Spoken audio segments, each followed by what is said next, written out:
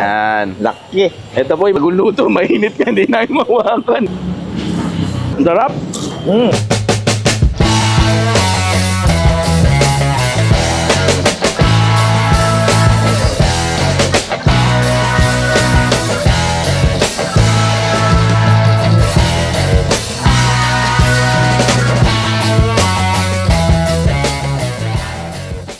Andito tayo sa Blooming Treat mga Noid, mga kakay, no? Meron nga nakapagsabi sa atin dito sa tulong ng ating kaibigan na syempre AJ TV Vlog 2.0, no?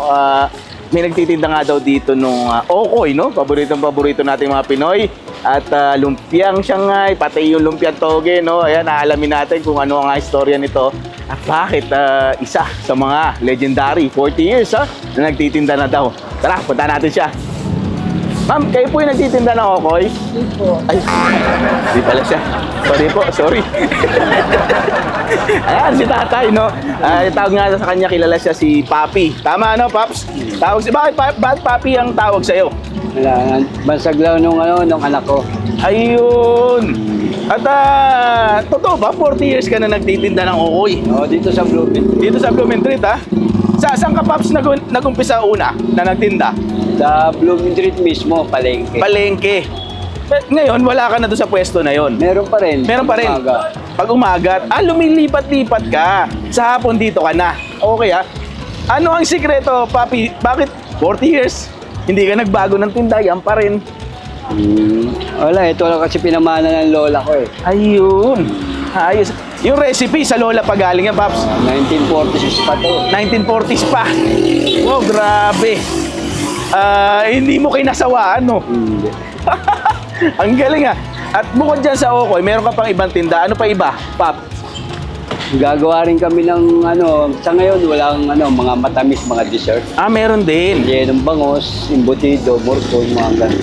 Pagka may okasyon. Okay. Pero normally, ito mga tinda mo, okoy, ito yung lumpia, no? Pang-araw-araw. Yung sariwa, mga ganun. Umaga, sabi mo sa Blooming Treat meron na palengke. Anong oras ka pwede matagpuan doon? Nag-uumpisa ako doon, mga 5. 5 AM, Papi? Wow, ang aga, no? Anong oras ka naman maalis? Mga 4, 3, ganun. Ganun, ha? At dito, sa pwesto mo rito sa Blooming... Cavite Street to, di ba? Anong oras ka nandito? Alas 2. Alas 2 nandito ka na. Hanggang anong oras ka dito nagtatagal, Papi? 6:30 lang. 6:30 ng hapon, ha?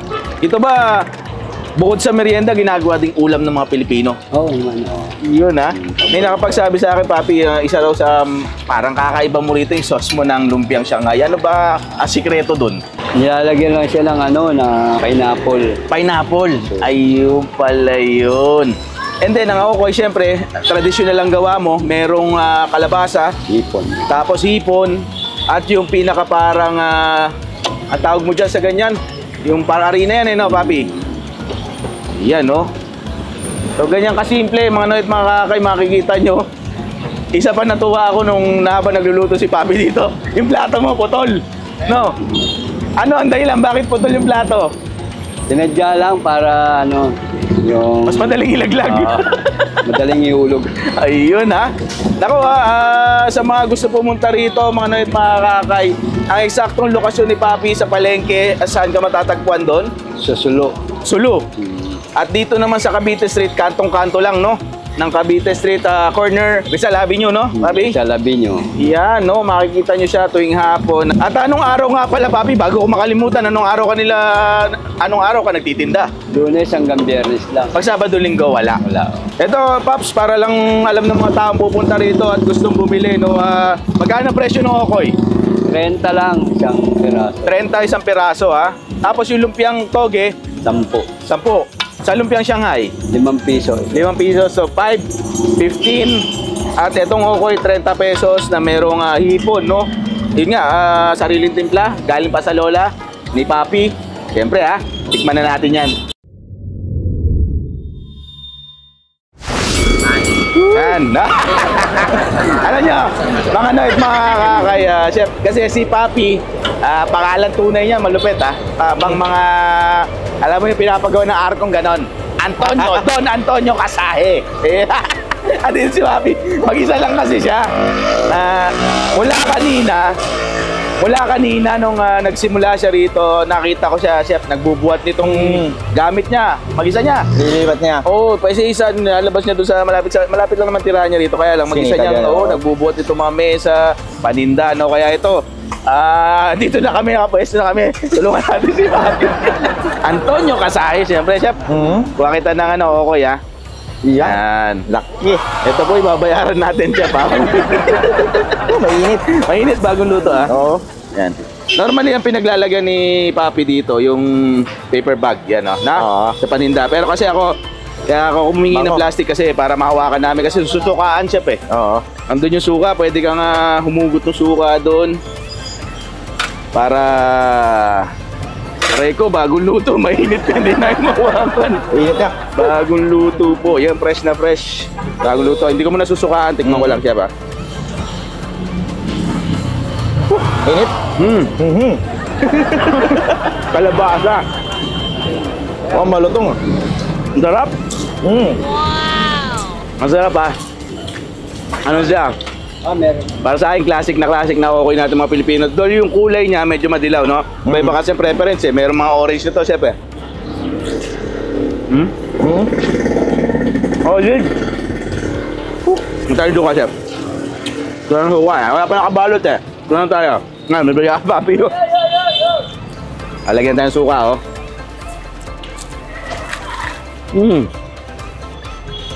Ang sarap, malutong. Sa mainit. Pag bagong luto talaga yung Okoy, chef, no? Kahit walang suka. Balasa. Lasa. Tayuin niyo po. Tulungan natin, supportan natin si Papi, ha? Papi Antonio Kasahe, chef, oh. Binalutan ka. Ito yung mga granadang suka. Nakagat lang yan, pwede na yan.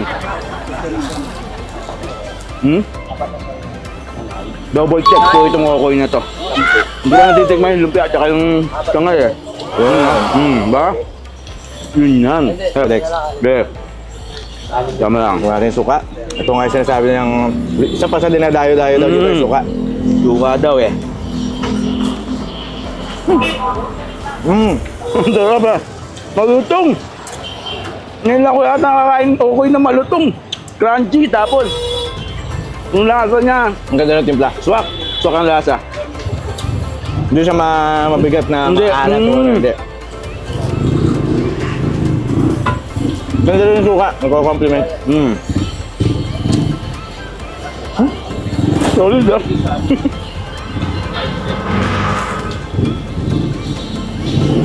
Wow. 30 pesos. Pwede mong gawing ulam, chef. No? Sa para 30 pesos. Sulit na sulit na. Ulit na.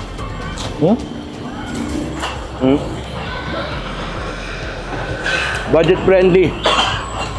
Wah, ang gagawin ko talaga ito. Anyway, na mga gusto pong mapuntahan si Papi, dito lang siya sa kanto ng Cavite Street at Avenida, no? Yung Rizal Avenue, sa Blooming Street po. Alas 2 na nga po, alas 3 na nga po, nandito na siya, nag-umpisa na magtinda. Makikita niyo pa siya rito para matikman niyo tong kanyang Okoy. Okay na Okoy ni Papi. Yan. Chef, nga, titignan ko lang yung pineapple toast. Ito, yun yung sabi Papi Jam. Sauce to para sa lumpiang Shanghai talaga. Okay. Sarili niya rin timplada. Actually, yung recipe, chef, namana niya pa sa lola niya. Wow. Ganun katindi, no? 1940s pa daw yung lola niya na nagtitinda. Ito, namana niya yung paggawa ng Okoy, tsaka ng mga lumpia. Hindi ito para sa Okoy, pero tikman ko. Tingnan natin. Bango.